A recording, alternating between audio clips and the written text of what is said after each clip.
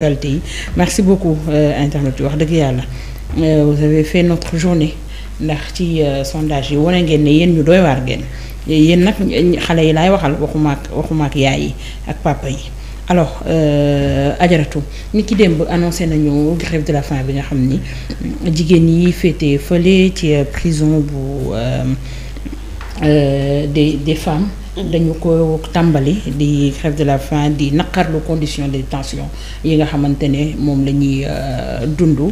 waaye ginnaaw bi ñu ko annoncé ci li ñu jot ci ay xabaar dañ leen ne nañu continuer seen grève de la faim bu ñu ko dakkalul dañuy xëy woo procureur bi comme si bëgguñu addu ci li nga xamante ne mooy li ñuy revendiquer laata bu loolu weesoo ñu daal di gis ci page officielle bu Ousmane Sonko mu annoncé que ni dafay reprendre sa grève de la faim pour les soutenir ajaratu. Alors déjà ñun ñu ngi leen di soutenir toutes ces femmes yi nga xamante ne ñoom ñooy tàmbali seen grève de faim pour manifester li nga xamante ne moom moo nekk ci seen i biiri xol li ñuy dund xëy na amaana. te ñu bëgg koo dakkal d'une façon ou d'une autre xam nga nit nag boo nekkee ci yenn conditions yi maanaam li la condition bi permettre pour nga di ko def moyen yooyu rek nga mën a utiliser. Aujourd'hui que des prisonniers ñuy def ay grève de la faim ce n'est pas une première. tàmm na nu ko gis léegi mu dem ba finalement dafa mel ni comme dafa nekk une certaine habitude. mais lu ñu ci war a dégg du forme de revendication bi en tant que telle mais la revendication bi nga xamante ne moom moo leen poussé ba ñu mën a yegg ci yenn extrêmes yi. Nabou ñun ñëpp on est d'accord que situation bi nga xamante ne moom moo nekk ci réew mi ba mu jural nit ñi xëy na wàcc fësal seenu mer ñeneen ñi di ko defee ci beneen façon moo xam ci réseaux sociaux ci page yeeg yeneen yi ci topp ba mu jur vague d'arrestation yu bëri yi nga xamante ne seetlu nañu ko nous tous on est là pour le regretter tous les jours pas plus tard que hier bi ñuy rafetlu li nga xamante ne moom mooy libération Nit Dof ñun ñëpp bokk nañ ci ñi wax ni Nit Dof dafa war a nekk benn ci série bu gudd boo xamante ne ci ay doomu aadama yi nekk ci kaso bi te ñu war leen a mën a libérer ñu mën a dellu ci seen i rawatina nag ay jigéen. ñoo xamante ne ñu ngi ci biir maison d'arrêt yi. pour man kaso wax dëgg yàlla comme je l'ai dit koo xamante ne moo ko mérité rek moo fa war a nekk koo xam ne dafay nuire à la société. wala def na jëf ji war a mën a tax ñu yóbbu ko foofu parce que comme tu l'as très bien souligné hier avec ta grande pertinence macha allah yàlla na yàlla fal la cat mooy ne kaso bu ñu la fa yóbboo c'est pour justement corriger. loolu moo tax moo tudd bërëbu correction. maison d'arrêt de liberté. parce que dafa am lu bëri lu ñu bëgg a dindi ci yow. mais toutes ces femmes là doivent être entendues. pour la toute bonne et simple raison que. ce n'est pas parce que xëy na peut-être jigéen kese la parce que bu nu ko waxee ci jigéen sax dañ naan kon xëy na ay féministes dañuy défendre ay jigéen. mais dafa dépasser affaire féminisme ak leneen li ci topp li am ba am mooy ñu bëri dañoo jàpp ne y a une certaine injustice bu am. et que ni mu valable ci góor ñi ñoom ñuy amal seenu xiifal ba ñi di ko kaas noonu la valable ci jigéen ñi ñu am seen xiifal avant ñu koy kaas te aujourd'hui avant ñu yegg ci procédé bi yépp am na lu ko jiitu la démarche pacifique a été de porter la couleur blanche. symbole de pureté.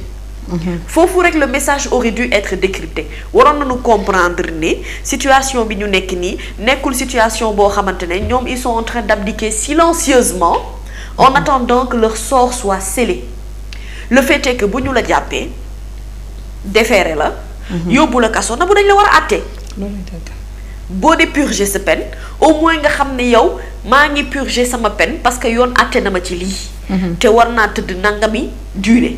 su ko defee mu leer ci sa bopp leer ci bopp famille yi mais cette longue détention préventive je pense que ce n'est pas la première fois ñuy mener combat bu mel nii ou en tout cas di ko dénoncer ci li nga xamante ne moom mooy média yeeg li ci topp maintenant nag ndimbal da cay fekk loxol borom bu fekkente ne ñoom ñi ci nekk ñoo engagé xeex bi te dawuñu ci d'un iota en tout cas bëgg nañu wane d'une certaine manière que li nga xamante ne moom la ñuy dund injustice la et que nanguwuñu ko accepter en tant que femme. je pense que dañ leen di ñaanal yàlla balaa grève bi di leen sonal ba kenn di ci lot ñu am solution boo xamante ne solution durable la par rapport ak li ñuy dund maintenant Ousmane Sonko on a appris et lu sur sa page hier je pense que ñëpp gis nañu ko. wala la majeure partie bokk gis nañu ko. xëy na amaana peut-être mën nañu relire rek benn paragraphe bu ndaw. oui par rapport ak li nga xamante ne moom moo wundu grève de faim boobu nga xam ne il l'a annoncé hier, confirmé également par son avocat maître Ciré Clédor Ly, qui a, je pense, pondu un communiqué boo xam ne j'ai vu nos confrères de Seneweb reprendre loolu ci seen site d'actualité. Ousmane Sonko nee na: chers compatriotes d'ici et de la diaspora, chers militants et sympathisants, vos voix et postures de soutien ainsi que vos prières nous parviennent tous les jours. taxaw bi ngeen koy taxawu ak ñaan gi moom mu ngi yegsi ci moom tout le temps mu ngi sant yàlla, je rends grâce à Dieu et vous invite aujourd'hui plus que jamais à plus d'engagement, de détermination, de solidarité face à cette dictature à qui il ne reste que moins de 5 mois.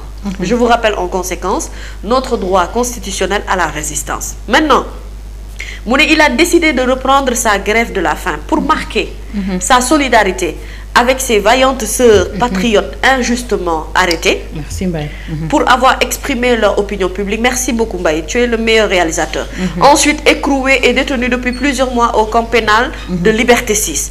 Et dans d'autres prisons, aujourd'hui privés pour certaines de tout contact avec leurs proches, simplement pour avoir exercé son droit légitime à recourir à la grève de la faim, pour protester contre sa propre détention arbitraire, électoraliste, et celle de centaines de patriotes et en exiger la fin.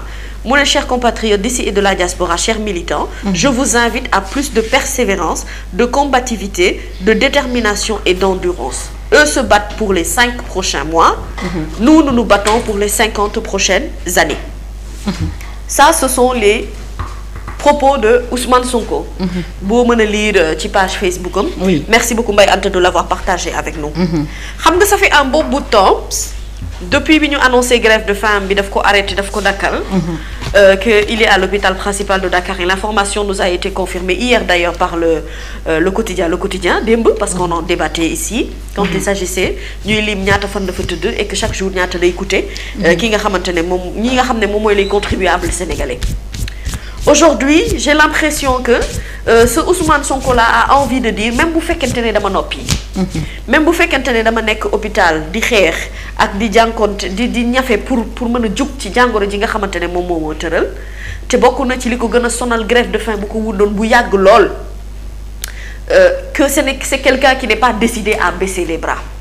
Té c'est conforme ak comportement bu ñu xam ci Ousmane Sonko.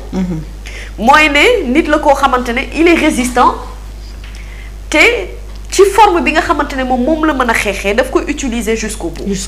Moi personnellement mën naa rafetlu le fait que xëy na peut-être cette grève de faim soit en soutien par rapport à ces femmes yi nga xamante ne ñoom annoncé nañu également seen grève de faim. Comme je l'ai dit, balaa kenn di ci lott di ci sonn yal na yàlla def ba situation boobu sunu borom teggi ko. Nga xam ne ñoom dinañu mën a delluwaat ci seen ay activités tranquillement, mais j'espère aussi que autant dinañu trouver solution pour ces femmes-là ba cette grève de faim mën a dak, autant on va pouvoir également trouver une solution définitive par rapport à la situation de Ousmane Sonko. D'abord, Ousmane Sonko, même sur son lit d'hôpital, il continuera toujours à faire l'actualité même dans son plus grand silence. En fait, c'est le silence le plus révélateur. Léegi problème bi mooy si Sonko reprend sa grève de faim, c'est sûr que dina am ay effets secondaires par rapport ak wérgu yaramam. Bi nga xamante ne jàpp nañu ni déjà lu ci bëri sooxe na. Yal na yàlla sàmm ko. Kàttanal ko may ko wér ba mu mën a delluwaat ci grève de faim. D'ailleurs j'ai vu certaines réactions de certaines personnes yi nga xamante ne dañuy ànd ak moom di ko wax ne donte grève de faim bi ñun bugguñu ko gënaluñu. Te d'accorduñu mais comprendre nañu esprit de résistance bi nga xamante ne moom moo nekk ci moom. Et ça c'est typiquement du Ousmane Sonko. Et puis même loolu dañu koy sax xaar ci njiit yi nga xam ne ñooy nekk ci parti parce que souvent seeni njoon ñu mën nañoo nekk ci kaso bi wala ñu nekk ci ay torof daanaka lu dul ay démarches ci jëm ci wàllum wax du ñu ànd ak ñoom ci yenn combat yi nii mais moom dafay nekk ci fond yëpp te wane na ko ci décision bi nga xamante ne soxna yi nekk ci prison yu jigéen yi jël nañ ko ginnaaw bi nga xamante ne ñoom nee nañu ni ñu leen yoree dafa nekk ci prison bi dafa nekk dans des conditions inhumaines maanaam seen ak seen yelleef sax dañ koy salfaañe daanaka. ci prison bu jigéen ñi. alors élan de solidarité boobu nga xam ne mu ngi koy apporter jigéen ñi aussi c'est très important te loolu la ñuy xaar ci yeneen i leaders. mais effectivement parce que c'est-à-dire que xam nga nit moom wax dëgg yàlla balaa ngaa diglee càngaay da ngay sangu ba noppi. Je pense que aujourd'hui bu fekkente ne cette façon de faire la lutte. grève de faim yi dëgg la naam Ousmane Sonko indiwu ko Sénégal. par rapport ak prisonniers yàgg nañoo dégg ñuy wax ne prisonniers yi dañuy def ay grève de faim benn bi ci topp mais ampleur bi nga xamante ne am na ko faut dire que moom il y a beaucoup joué et beaucoup participé. Effectivement. dafa nekk comme si dafa enclenché waat benn mouvement de résistance benn façon de dire non. ci ñoom moyens yi nga xamante ne moom la ñu mën a utiliser et il l'a dit parce que ak malheureusement situation bi mu nekkee situation carcérale bi mu nekkee ak wér-gu-yaramam itam fi mu toll xëy na tey bu fekkoon daf ko fekk ci biti daanu ko tàmm gis kon mu def ay sorties comme ni mu ko daan defee. def ay déclarations comme ni mu ko daan defee mais il n'est pas en mesure de pouvoir le faire. benn façon manifester sa solidarité la am. mooy rejoindre leen dans la danse par rapport ak grève de faim bi bien que je ne pense pas que ça soit assez bien pour son état de santé mais c'est pour dire que c'est loolu mooy Ousmane Sonko en vrai. te doonoon nañu bett vraiment mu gis ñi nga xamante ne dañuy xeex. soit pour seen mbiri bopp wala di xeex pour l'intérêt de Ousmane Sonko et que moom qu'il croise les bras di leen seetaan. bu fekkente ne moom le leader en tant que tel bi mu entamé grève de faim dafa am automatiquement ñu bëri dans les prisons ñoo xamante ne dañu ko rejoindre ba il a fallu que moom mu ñaan leen ñoom ñu dakkal seen xiifal. pour ñu mën ko dakkal moom mu mën a wéyal xeex bi moom kese. kon kooku wax dëgg yàlla bu fekkente ne dafa ne dafay soutenir ay jigéen. bah tu comprends que xëy na nit ki moo mel noonu jëmm ji moo mel noonu nit la koo xam ne il n'est pas prêt à se laisser faire te au-delà du soutien bi nga xam ne moom lay apporter les femmes leneen li ma bëgg taxaw mooy Nabou sa situation. Nabou est-ce que xam nga Ousmane Sonko kenn gënu ko metti situation ci réew mi. un politique boo xamante ne nii tu es sur tous les combats et sur tous les fronts. nga wax ko ak nga ñàkk ko wax parce que yow li la tax a nekk sur les fronts mooy ne tu as des avocats yoo xamante ne ils sont debout.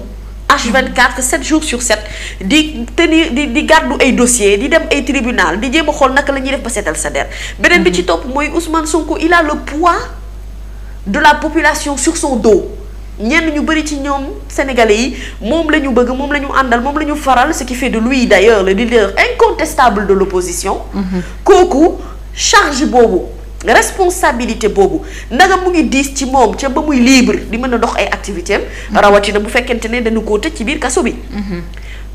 on a vu ce procédé là d'autres le faire quand ils ont su par la suite s'illustrer dans la politique comme l'histoire de Nelson Mandela entre autres. Donc aujourd'hui c'est quelqu'un boo xamante ne il est juste en train de montrer à la face du monde. Que malgré que mu ngi nekk ci état de santé bu doy waar il n'est pas prêt à baisser les bras. Et que dafay continuer le combat pour que moom ci jëmmi boppam li mu yelloo ci li nga xam ne moom moo jëm ci wàllu ak yelleefam yépp ñu mën ko respecter mais également qu'il puisse avoir la possibilité de participer à ces élections-là parce que dans tous les cas on l'a dit et redit participer ou pas ils ont déjà réussi à faire de lui roi et faiseur de roi. Donc li am ba des mooy nit la koo xamante ne ni li mu bëgg fësal nit ñi et loolu la nit ñi war a mën a comprendre mooy ne il ne lâche pas le combat. Il va continuer ce combat au péril de sa santé et parce que pour man jàpp naa ne bu fekkonte ne wér na péng ba ànd ak tous ces moyens vraiment wér gu yaramam bañ a soxe à tel point génnoon na kon hôpital principal ba delluwaat ci prison Sébikotane mu ne bu fekkente ne dañ ko fa téye en observation ba tey xëy na peut-être kon man jàpp naa ne wér gu yaramam am na lu bëri loo xamante ne xaw na cee desandi tuuti donc bu entamé waatee grève de faim bi forcément dina ñëw gën a wàññi force ak doole bi nga xamante ne am na ko ci wàllu wér gu yaramam mais sur le point de vue politique certains vont continuer à le voir comme un héros national c'est ñeneen ñi dañu tere ñu xool di gis Ousmane Sonko ne ah dëgg-dëgg kii jàmbaar la wala ñu ne vraiment kii bu ñu nekkee ci situation bu metti duñu ci bàyyi ñun kese ñu wéet moom ak ñun ñooy àndandoo d'où l'intérêt d'ailleurs ma ñëwaat ci politicien du tàppet boo xësee ba engagé wu ci dara ak askan da nga ci ànd ak ñoom ba mu jeex parce que mënoo jiital nit ñi ñooñu nekk di xeex yow nga toog croiser les bras. mais Ousmane n'attend ni qu'on puisse ñu jàppale ko ci li nga xamante ne moom la nekkee. way laa bokk li nga xamante ne moom la soxla mooy mu sentir ne. c'est quelqu'un qui existe toujours. il est toujours vivant. il est toujours sur la scène politique.